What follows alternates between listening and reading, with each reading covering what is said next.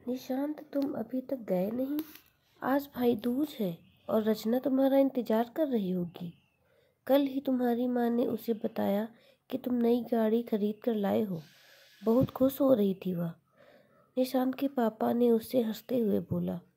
पर पापा, मेरे ऑफिस में बहुत महत्वपूर्ण काम है। मैं उसे छोड़कर नहीं जा सकता। बॉस से डांट पड़ जाएगी और फिर वह कोई बच्ची थोड़ी ना है, ऑटो से या रिक्शा से आ जाएगी।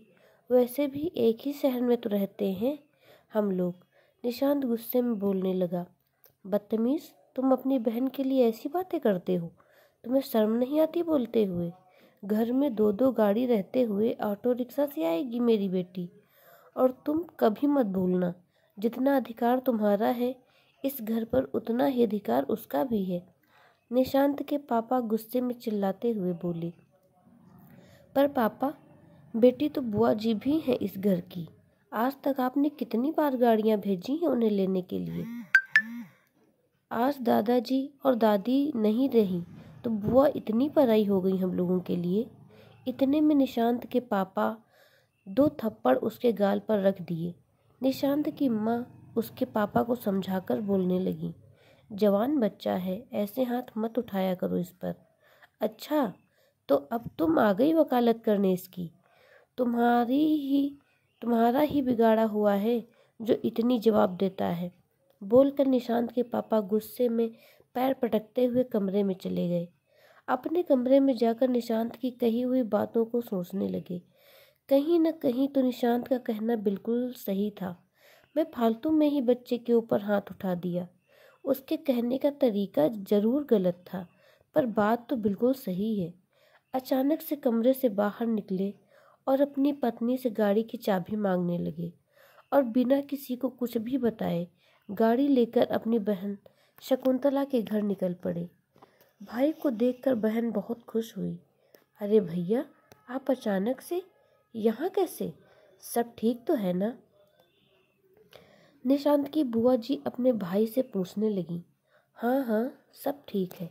दरअसल आज भाई दूज है ना, इसीलिए मैंने सोचा तुम्हें लेने आ जाऊं। ठीक है भैया, मैं अभी फटाफट तैयार हो जाती हूँ। तब तक आप चाय नाश्ता कीजिए। निशांत की बुआ जी बोलने लगी। दोनों भाई बहन घर पहुँचे। निशांत की बुआ जी अपनी भाभी से लिपट कर रोने लगी। भाभी, आज मुझे ऐसा एहसास हो रहा है जैसे माँ पिताजी जीवित हो। पर ये चमत्कार हुआ कैसे? आप अंदर आइए, मैं आपको सबको समझाती हूँ। निशांत की मम्मी हंसते हुए बोली। ये चमत्कार आज निशांत की वजह से हुआ है। उसने ही ऐसी बात कही जिसे सुनकर उसके पिताजी आपको लिवाने आपके ससुराल चले गए। पर भाभी, निशांत है कहाँ? निशांत की बुआ जी पूछने लगी। वह तो बहुत देर पहले अपनी नई कार लेकर रचना के घर के लिए निकल पड़ा। और आपको तो पता ही है, वापस आते समय रचना की पसंद की सारी चीज़ें बाजार से दिलवाते हुए ही शाम तक आएगा। निशांत की माँ मुस्कुराकर बोली। शाम में निशांत और रचना दोनों घर आए। माँ, आज तो भाई की नई गाड़ी में खुद चला कर आई। बहुत मज़ा आ रहा था रास्ते में। पर पापा कहाँ हैं? वह तो दिखाई नहीं दे रहे।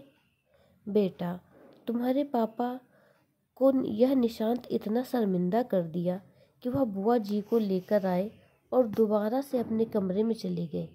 निशांत की माँ हंसते हुए बोली। अरे, यह तो है ही पागल।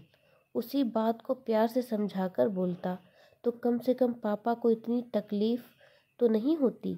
रचना भाई के लिए बोली और सीधे अपने पापा के कमरे में चली गई। पापा ने उसे निशांत की कही हुई सारी बात बताई और यह भी बोलने लगे। बेटा, अब मुझे किसी तरह की चिंता नहीं है।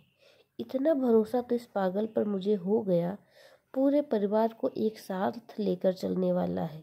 भले ही थोड़े से गुस्से वाला है, नादान है, पर एक तरह से मुझसे भी ज़्यादा समझदार है। बोलकर निशांत के पापा रोने लगे। ये कहानी आपको कैसी लगी प्लीज़ कमेंट में ज़रूर बताएं और लाइक शेयर सब्सक्राइब ज़रूर करें। मिलते हैं अपनी अगली कहानी में, तब तक के लिए धन्यवाद।